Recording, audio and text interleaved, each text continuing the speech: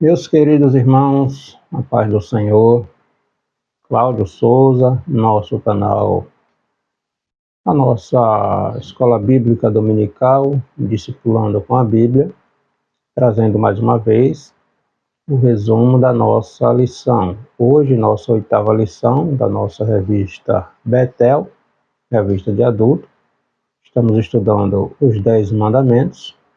Hoje vamos refletir um pouquinho sobre o 7º mandamento. Deus falando a respeito do adultério. O título: Não adulterarás, uma obrigação moral para a sociedade, para a santidade e a preservação da vida.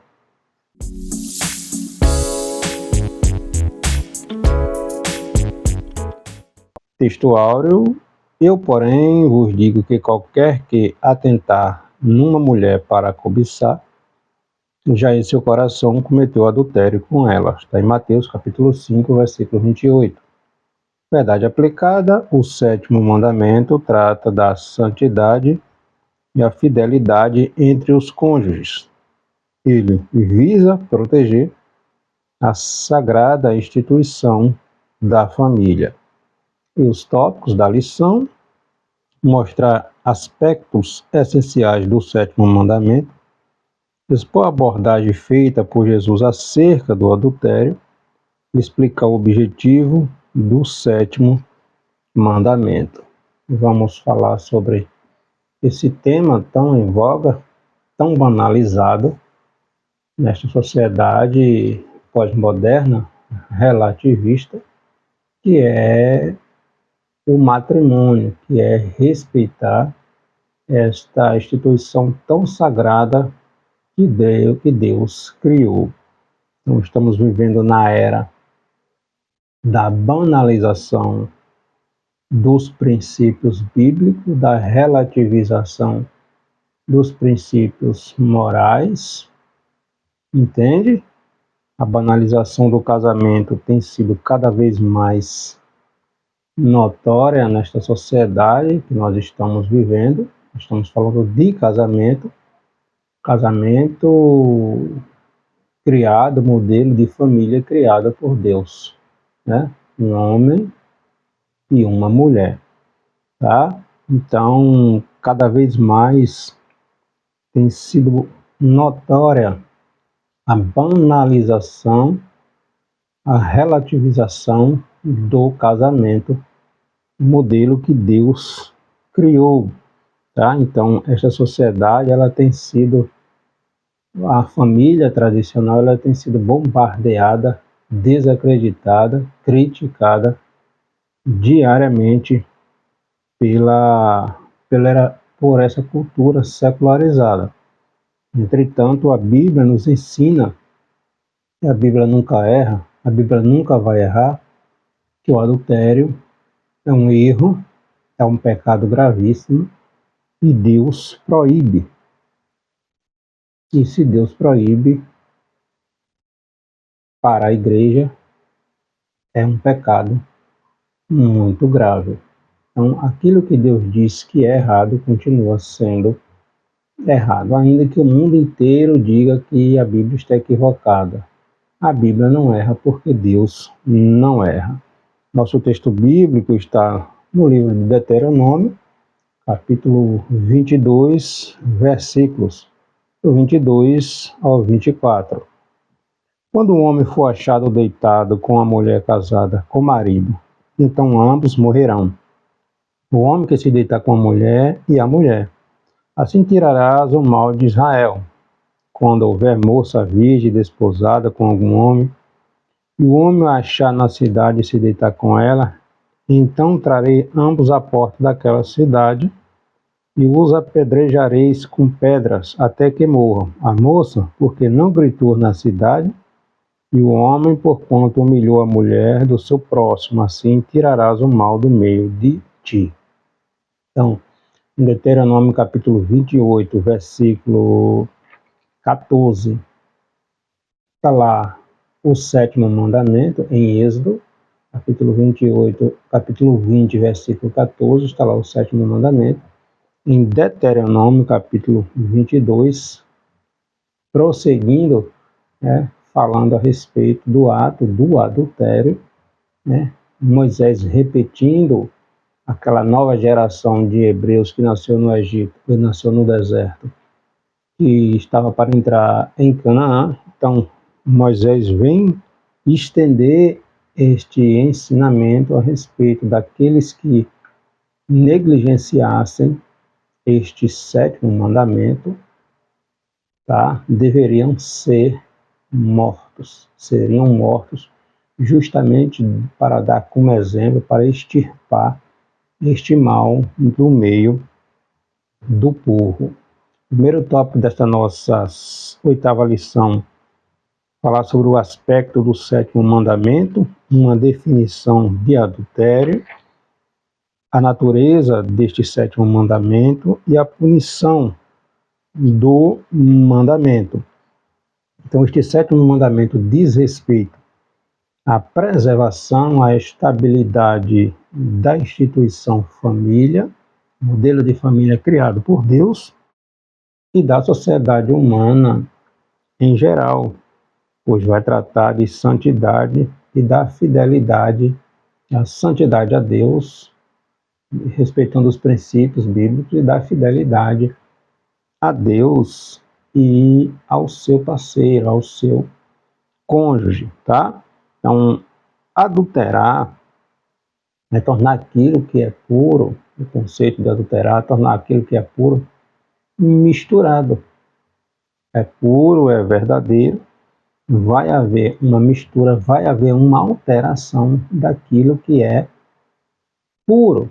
A gente pegar o exemplo, quem é da roça, que tem este conhecimento da zona rural, quando se ordenha a vaca, se tira aquele leite puro, muito puro.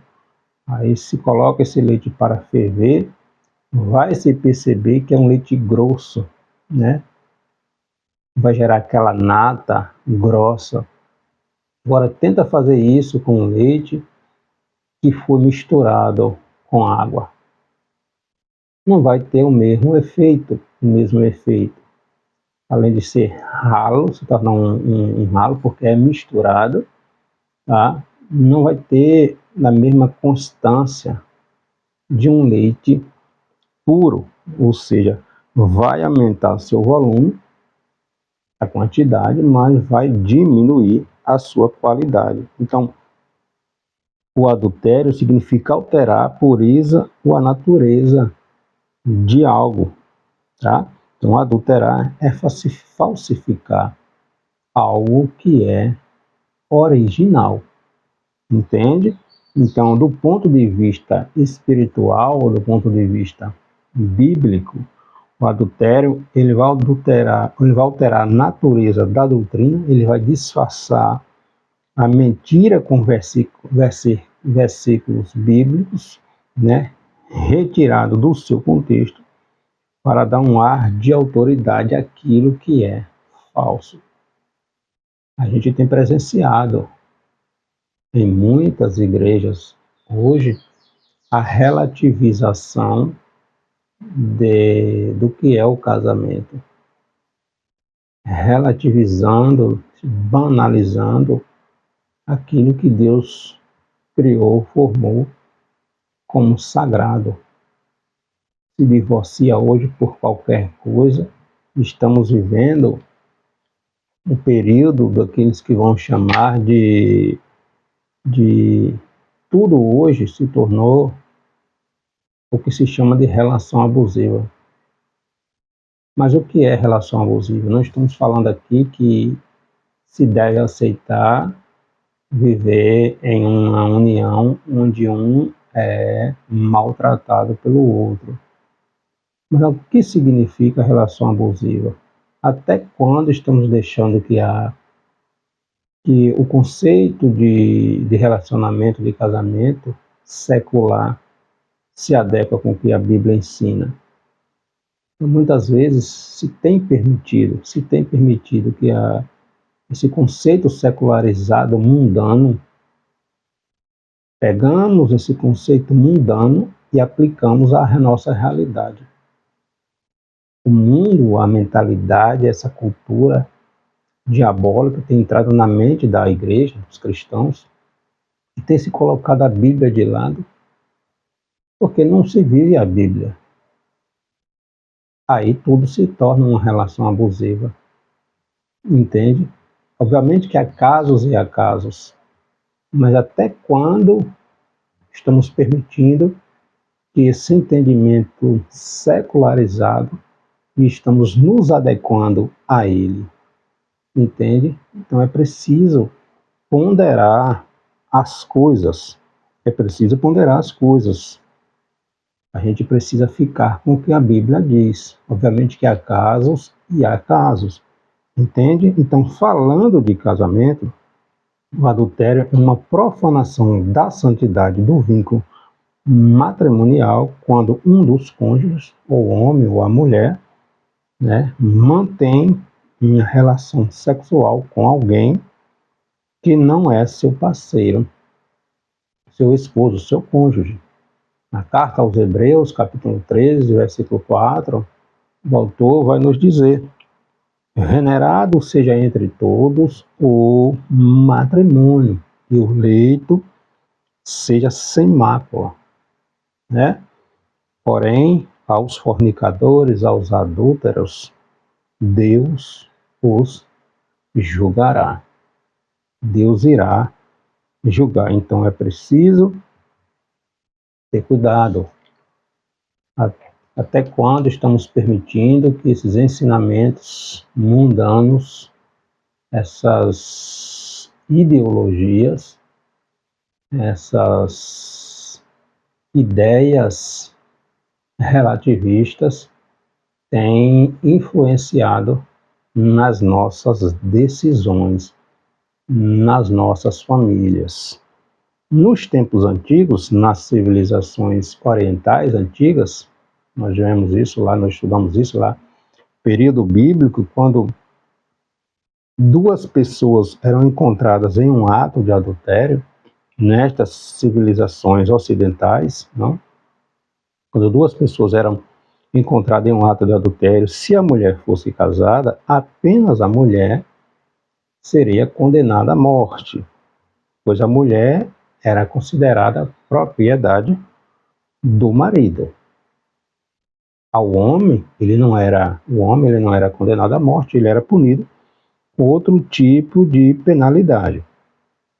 Nessas civilizações orientais, né, do tempo ali da igreja, do povo, principalmente na Antiga Aliança, né? Com Israel é diferente. Lembremos que Israel saiu de uma situação de escravo, está ali no Monte Sinai, 3 meses, 4 meses após sair do Egito, milhares de pessoas se tornando uma nação, logo precisava de regras, de leis, de orientações. Então, Deus dá os 10 mandamentos, e entre eles está adulterar, a proibição do adultério. Entende? Então, em Israel era diferente dessas outras nações. Se duas pessoas fossem encontradas em ato, no ato, literalmente adulterando, ambos, homem e mulher, seriam apedrejados, deveriam morrer. Está lá em Levítico, capítulo 20, versículo 10. Tá? Ambos deveriam ser apedrejados até a morte pela própria população. Por que isso? Não era por ser mulher ou por ser homem, ou porque tinha um sentimento de pertencimento um ao outro. Tinha algo muito mais profundo por trás disto aí. Mas porque o ato do adultério, ou de adultério, era uma séria afronta contra Deus. Porque Deus havia instituído o casamento, a estrutura do casamento, Está lá em Gênesis capítulo 2, versículo 24. E deixará o homem, pai e mãe, unir-se à sua mulher, e serão ambos uma única carne. Ou seja, o adultério ele era considerado também uma ofensa para toda a sociedade israelita. Ou seja, porque tinha uma relação de pacto com Deus. Se Deus disse que é proibido, é proibido. Se alguém cometesse tal ato e não fosse corrigido, não fosse tirado do meio do povo, isso poderia influenciar outros. E toda a nação, todo o povo pagava. A gente pega o exemplo de Acã, quando os israelitas invadiram Jericó, que Acã foi lá e pegou uma capa babilônica escondido. E isso foi um pecado grave. Acã levou para o seu acampamento, para a sua tenda e escondeu. Por causa desse pecado de Acã, toda a nação sofreu. Perderam a guerra contra um reino muito pequeno, o reino de Ai, né? Muito pequeno, insignificante comparado à grande Jericó. Por quê? Porque o pecado estava oculto lá dentro. Então, o que um cometesse influenciava em toda a comunidade, entende? Então, tinha relação diretamente com o pacto da nação com Deus. Se um dos seus membros quebrasse a aliança, expunha toda a nação ao julgamento de Deus. Então, a própria população tinha que lidar com o assunto com urgência, com severidade.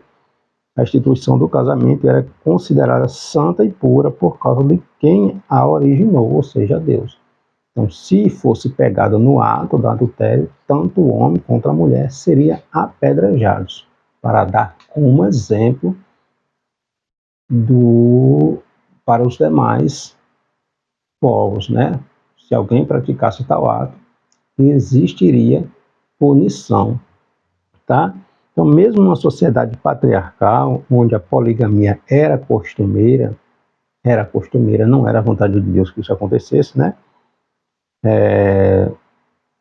Contrariando, obviamente, o plano original de Deus, tanto o homem quanto a mulher, homens quanto mulheres, tinham de compreender que havia limites marcados, muitos limites ali estabelecidos, no que se refere ao respeito que se devia ter nas relações conjugais, mesmo quando um homem tomava mais de uma esposa.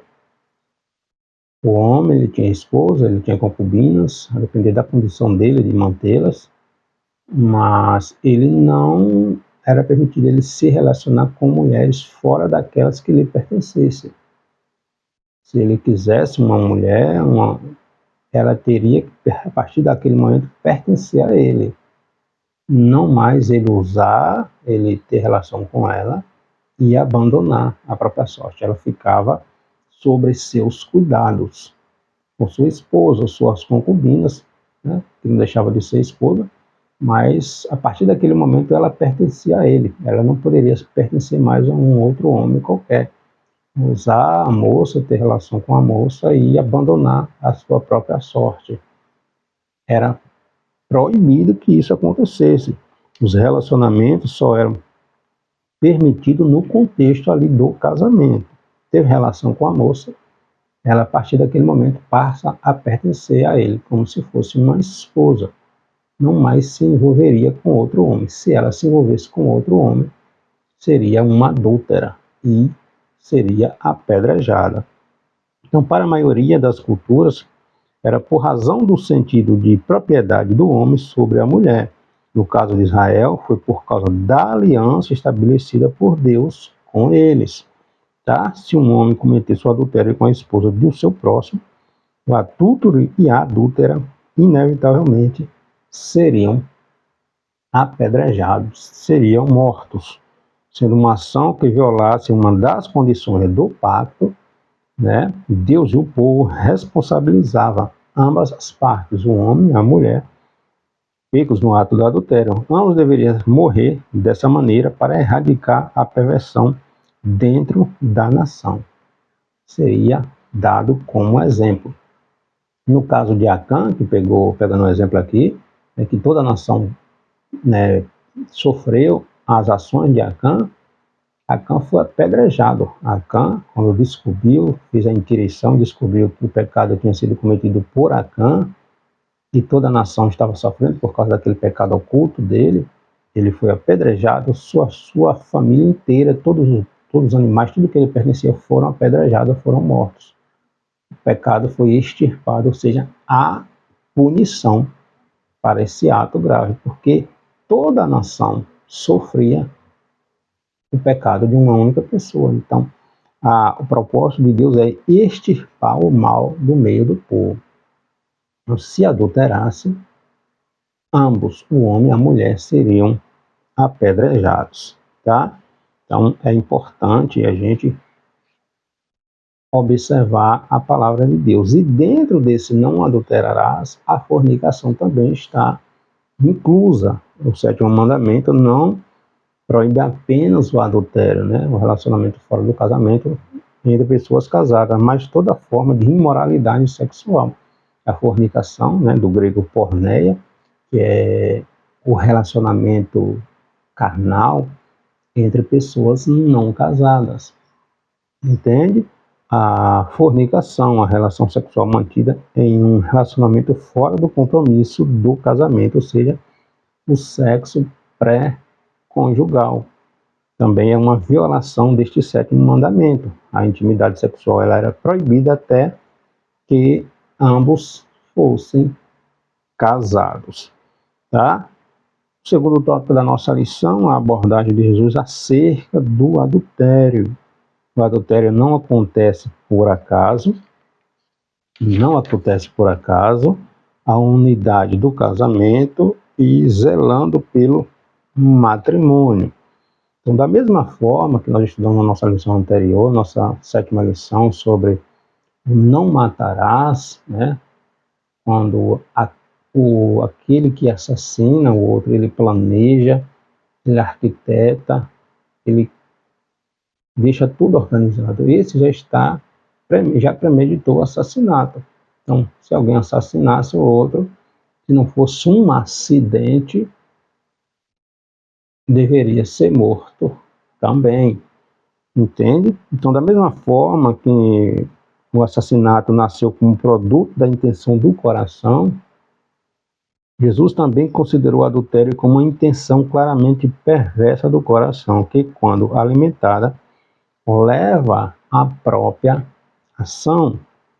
Em Mateus, capítulo 15, versículo 18, Jesus vai falar sobre isso. Mas o que sai da boca procede do coração do homem, e é isso que contamina o homem. Porque do coração procedem os maus pensamentos, morte, adultério, fornicação, furtos, falsos testemunhos, blasfêmias. E Jesus vai discorrendo. Então, aquilo que o coração da pessoa está cheio é o que a boca vai verbalizar, o que vai reverberar. Entende? Então, em relação ao adultério, também se aplica. Ou seja, a pessoa viu com os olhos, deixou descer para o coração, arquitetou, planejou, desejou, e vai lá e Jesus vai dizer que este já pecou, já adulterou. Quando ele olha, ou a mulher olha para um homem para uma mulher, e deseja, pensa, arquiteta, imagina possuindo aquela pessoa. Jesus vai dizer que este em seu coração é como se já tivesse praticado literalmente o ato, já adulterou com esta pessoa. Então, a Bíblia nos ensina que somos atraídos e engodados por nossas próprias cobiças. Tiago vai dizer na sua epístola, capítulo 1, versículos 14, né, e 15, mas cada um é tentado quando atraído e engodado pela sua própria concupiscência, pelo seu próprio desejo desenfreado. Depois, havendo os desejos ou concupiscência concebido e descido para o coração, dá luz ao pecado. E o pecado, sendo consumado, gera morte. Ou seja, a pessoa viu, desejou, deixou descer para o coração, pensou, imaginou, arquitetou, visualizou ali no seu pensamento. E às vezes vai literalmente ao ato. Então, deixou descer para o seu coração, perdeu o controle, já pecou. É o que acontece com Davi, registrado lá em Crônicas, quando Davi vê Batseba, mulher casada, se banhando, Davi imaginou, desejou, deixou descer para o seu coração e perdeu o controle. E aí foi uma tragédia por cima da outra. Davi adulterou com a mulher, era o rei, Davi era o rei. Quem é que iria punir o rei? O povo não poderia fazer isso. Então quem é que estava acima do rei? Deus. Deus. Então, além de Davi adulterar, Davi planejou o assassinato do esposo da mulher, quando ela ficou grávida dele, né? Então, não tinha ninguém acima do rei. Quem queria punir o rei? Deus, que é soberano, chamou Davi para prestar contas. Desde então, deste ato de Davi, Deus perdoou Davi, porque Davi se humilhou. Davi literalmente desceu, se humilhou de todas as formas possíveis para receber o perdão de Deus. Deus o perdoou. Mas a vida de Davi, da família de Davi, a partir deste ato de Davi, foi trágicas até o último dia da sua vida. Consequências ficam. Deus não deixa impune tal coisa, né? Também ainda para aqueles que, ainda mais para aqueles que conhecem o que a palavra de Deus nos diz.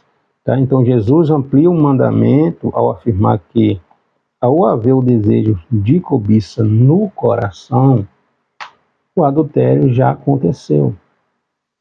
Já foi consumado no coração dessa pessoa. É como se essa pessoa literalmente já tivesse mantido a relação íntima com o outro. Em seu coração ele desejou, imaginou, arquitetou, pensou. Em seu coração, Jesus vai mais além, diz, ele já adulterou, ela já adulterou. Então é muito sério, tá? Então a ação do adultério surge primeiro no seio de um coração adúltero, coração que cobiça a mulher, o homem, alheio, motivando e estimulando por desejos carnais desenfreados e que anula sua capacidade de discernir. A pessoa sabe que não é seu, não lhe pertence, mas mesmo assim deseja, imagina, possuindo ter aquilo que não é seu. E a cobiça não é só na questão da mulher, do homem. Cobiçar o bem, qualquer coisa que não te pertence, você já está pecando, né? Então, Jesus fala de alguém que olha para uma mulher com cobiça como um ato já planejado, né? Não algo acidental, ou seja, a pessoa literalmente planejou, imaginou, desejou, criou situações ali em que ele se envolve mentalmente, em pensamento com aquela outra pessoa que não lhe pertence, entende? Que não lhe pertence, não é algo de modo acidental, ou seja, passou uma mulher, o homem olhou de modo que a gente não tem como não olhar, não ver. De mesma forma, um homem, uma mulher olhou, não tem nada demais. O problema é quando olhar e imaginar e desejar, tendo relação com aquela pessoa. Entende? O problema é imaginar coisas que não deveriam. O pecado está aí. Então, aos olhos de Deus, é culpado tanto o que comete o ato, literalmente o ato, né, quanto o que abriga o desejo de cometer em seu coração. Quando desejou, quando guardou em seu coração aquele pensamento, aquelas visões, tá? Literalmente já está, ou em pensamento já pecou. Então, Jesus usa o mesmo sentido, né? Não praticou, mas desejou. Se desejou, já é como se já estivesse praticado. Então, não é à toa que está lá, não adulterarás. E nada está na Bíblia por acaso. Se está na Bíblia, tem um propósito, nos ensinar, nos corrigir, nos advertir, né? Nos advertir. O Novo Testamento define o casamento como uma representação da nossa relação com Jesus Cristo. Paulo vai escrever isso na carta aos Efésios, capítulo 5, a partir do versículo 32, quando vai falar ali que o marido é o cabeça da mulher, assim como Cristo é o cabeça da igreja. Então, a união entre marido e mulher exemplifica a união entre Cristo, o cabeça da igreja. Tá? Para nós, para o cristão, todo ato de imoralidade sexual é algum tipo de profanação espiritual e um atentado contra o que a Bíblia nos ensina, o que Jesus nos ensina. O apóstolo Paulo chega a afirmar que cada relação sexual ilícita é um casamento. O corpo não é para a prostituição. Paulo vai falar lá em 1 Coríntios, carta aos Coríntios, capítulo 6, a partir do versículo 3, é o que Paulo diz, ó. Os manjares são para o ventre e o ventre para os manjares. Deus, porém, aniquilará tanto um como o outro. Mas o corpo não é para a prostituição, senão para o Senhor, e o Senhor para o corpo. Ora, Deus que também ressuscitou o Senhor, nos ressuscitará a nós pelo seu poder. 15. Não sabeis vós que os vossos corpos são membros de Cristo? Tomarei, pois, os membros de Cristo, nosso corpo, e falo-eis membros de uma meretriz, de uma prostituta? Não por certo. Ou não sabeis que o que se ajunta ou se deita com uma meretriz, com uma mulher que não é tua, faz-se um corpo com ela? Porque serão, disse, dois, uma só carne. Ou seja, se relacionar sexualmente com alguém que não é seu cônjuge, você está se unindo, se tornando uma só carne com esta pessoa. Então é muito grave. É muito grave. Entende? É isso que Paulo está dizendo. Não sabeis que vossos corpos são membros do corpo de Cristo? Tomarei, pois, o membro do corpo de Cristo, nossos corpos, e fareis membros de uma meretriz?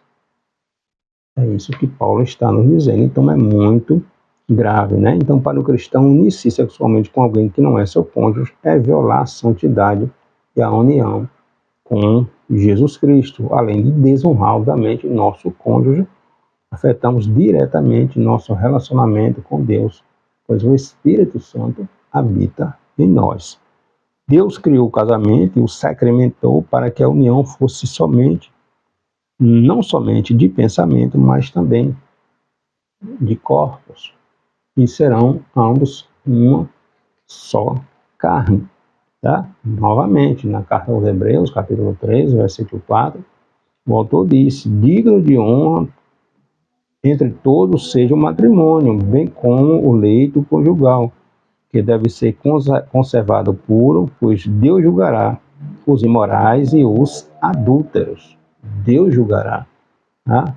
Os imorais e os adúlteros. É tão grave que Paulo vai falar na carta aos Coríntios, 1 Coríntios, a partir do versículo 7, que os casados, quando eles passarem um tempo sem ter o contato sexual, que sejam de comum acordo, né, e que não demore, para que não dê vazão a que o próprio Satanás venha tentar.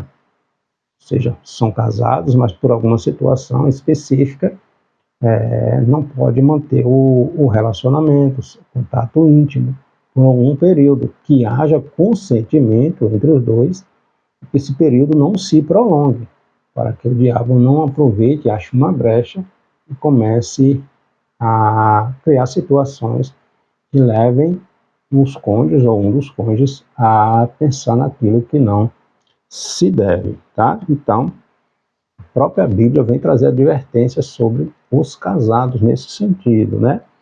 O terceiro tópico da nossa lição, o objetivo do mandamento, do sétimo mandamento: não adulterarás, né? Guardar a santidade do casamento, guardar a santidade do lar e guardar a estabilidade das sociedades. Então, por ser o sexo uma dádiva do Criador, as pessoas, o relacionamento sexual, de acordo com a palavra de Deus, está debaixo desta bênção divina. Mas quando este relacionamento afronta o mandamento divino, torna-se um relacionamento prejudicial, né? Principalmente para a nossa comunhão com Deus. A gente sabe que, infelizmente, em nossos dias, né, o adultério tem causado uma desintegração, a destruição de muitas famílias. E dentro da igreja tem sido uma coisa alarmante, né? Tem devastado a estabilidade de núcleos familiares e, portanto, né, a estabilidade da sociedade. Uma sociedade sem família, irmãos, o modelo tradicional, é isso que nós estamos vivendo aí. Uma coisa acontecendo pior do que a outra. Se não tem a família, é a base da sociedade. Uma sociedade sem família, o modelo que Deus formou, é isso aí que nós estamos vendo. E vai disso para pior. E vai disso para pior, né? Na igreja, o adultério acabou com vidas de pastores, de ministérios, de pregadores, de líderes, até de igrejas inteiras. Quantas pessoas com talento extraordinário tiveram suas vidas ministeriais, seus ministérios destruídos,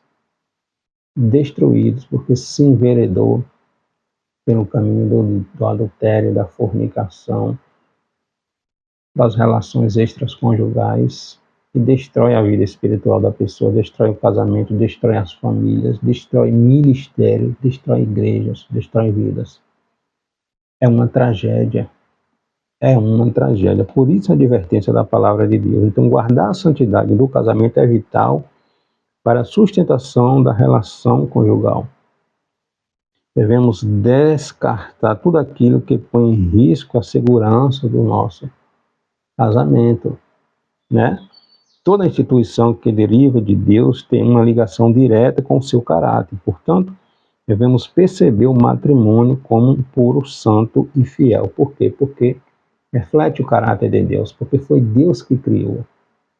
Deus criou puro, santo, imaculado. O homem sem Deus, o homem... Não é isso que nós estamos vendo.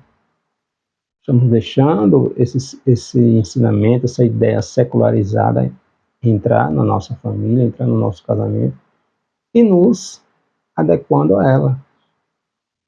De certa forma, desprezando aquilo que a Bíblia ensina. Estamos vivendo a era da rebeldia, da rebelião, da relativização, pegando os conceitos secularizados e aplicando às nossas vidas, às nossas famílias, né? Então é isso que dá.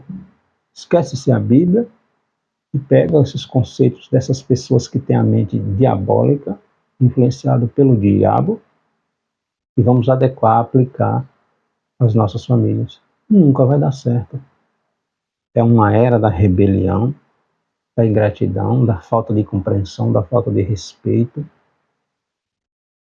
e dá no que nós estamos vendo, né, em nossos dias. Então a família é uma instituição criada por Deus, portanto, desde a sua concepção ela é pura, ela é divina. Quando um homem ou uma mulher decide se unir pelo vínculo matrimonial, deve perceber a responsabilidade, né, que adquiriram de formar uma instituição que não lhe pertence, mas pertence a Deus e deve ser regida pelas regras daquele que o criou, do Senhor, do nosso Deus, né? Então, os lares baseados no enfoque bíblico são a unidade básica de uma sociedade forte, de nações fortes. Um lar estável tem um efeito profundo nos filhos. Geralmente, lares estáveis, baseados na palavra de Deus, geralmente, porque há exceções, sim, né? Resultarão em filhos e em filhas fortes e entes produtivos e úteis para os propósitos mais elevados de uma sociedade sã, sadia, estruturada, tanto ética como moralmente. Entende? Geralmente isso acontece. De outra forma, o contrário também. Filhos que não estão cobertos com a segurança de um lar, né? Sólido, constituído, né? Firme ali nos princípios da palavra de Deus, geralmente, né? Porque há exceções também, resulta em pessoas inseguras, improdutivas, depressivas, com problemas, N problemas, né? Na vida dessas pessoas. Qual é a importância do respeito, do zelo, do cuidado, de proteger a família conforme ensina a palavra de Deus, né? Então, os resultados da integração dos lares por adultério são tristes e alarmantes, e cada dia piora. E a gente tem contemplado isso na nossa sociedade, né? Então, os resultados produzidos pelo adultério no casamento são devastadores, são destruidores. Mulheres e filhos abandonados, em muitos casos, crianças à deriva, vivendo com parentes ou em lares adotivos, crianças vivendo nas ruas, crianças abandonando seus lares quando chegam na adolescência, se envolvendo com drogas, com todo tipo de coisa errada, rebeldes, né? Com vários tipos de patologias, né? Vivendo com parentes, em lares adotivos, filhos expostos a todo tipo de abuso, de padrastos, de madrastas, sendo abusados, né? Homens criando filhos que não são seus e abandonando seus próprios filhos e vice-versa. Olha quanto desastre. Mulheres criando filhos de outros em relacionamentos conflituosos, disfuncionais. Homens e mulheres e filhos ressentidos e com profundos conflitos emocionais. Tudo isso se provoca quando os laços patrimoniais são desfeitos a partir da influência de uma outra pessoa dentro do casamento, de uma relação fora do casamento. É o que Provérbios vai dizer. O sábio vai dizer lá em Provérbios. O princípio é como se fosse mel, mas no final vai trazer, ser como amargo, tão amargo quanto o fel. Os resultados, os frutos, os efeitos de um relacionamento extraconjugal, os resultados. A família sofre, os filhos sofrem, a sociedade sofre, todos sofrem. O propósito do diabo é destruir aquilo que Deus criou, é manchar, é alterar, adulterar, né? Aquilo que é puro, aquilo que é original. Então, famílias fortes produzem cidadãos estáveis e isso fortalece a sociedade. No Salmo 127, 121 está falando lá da família. Da família que anda segundo os princípios da palavra de Deus. Então, um casamento temente a Deus é um escudo eficaz contra os ataques à consciência, ao pensamento dos filhos, né? Casas com casamentos fortes geralmente resultam em filhos e filhas com profundas bases morais, éticos e bom discernimento para discernir entre o que é certo e o que é errado. Hoje, infelizmente, para a sociedade que vivemos, o certo, né, é mais destacado, é mais aplaudido do que o errado. O errado é mais aceito do que o certo, né? O certo virou errado. O erro é que a sociedade está abraçando. As leis estão cada dia mais dando direito à imoralidade, à perversidade, à devassidão. Então, como é que a gente protege a nossa família disso? A única forma de combater essa prática do adultério é com uma visão bíblica de relação conjugal. Tiago vai dizer para a gente não ser apenas ouvinte da palavra de Deus. Ouve, escuta e não aprende, não coloca em prática nunca. Pelo amor de Deus, né? Então Jesus ensinou que a aprovação vem para todos, crentes e não crentes, mas aquele que se firma nas suas palavras jamais vai desmoronar. Aplica a palavra de Deus ao teu coração, ao nosso coração. Escutamos tanto, mas ignoramos, não colocamos em prática. Entende? Então sabemos que manter a família com princípios e valores cristãos é um desafio nessa sociedade pós-moderna. É um desafio. Portanto, não é só preciso conhecer a palavra de Deus, mas praticar, obedecer. Obedecer. Tudo hoje se tornou relação abusiva. De onde é que vem isso, irmãos? Quando a gente ignora a palavra de Deus. Ignora a palavra de Deus, porque quando o homem cumpre a palavra de Deus, ele vai cuidar da sua esposa, e a esposa vai cuidar do seu esposo. É assim. Mas a gente está jogando a Bíblia Sagrada de escanteio, ignorando a Bíblia Sagrada. A Bíblia Sagrada só se aplica ao outro, e a mim não, e a nós não. Vamos repensar, vamos voltar aos princípios da palavra de Deus. Tá? Que Deus continue nos guardando e nos dando entendimento, para voltarmos a ela e esquecer aquilo que o mundo ensina, porque o propósito do diabo é matar, roubar e destruir. E o casamento é um dos principais focos dele. Que Deus nos abençoe.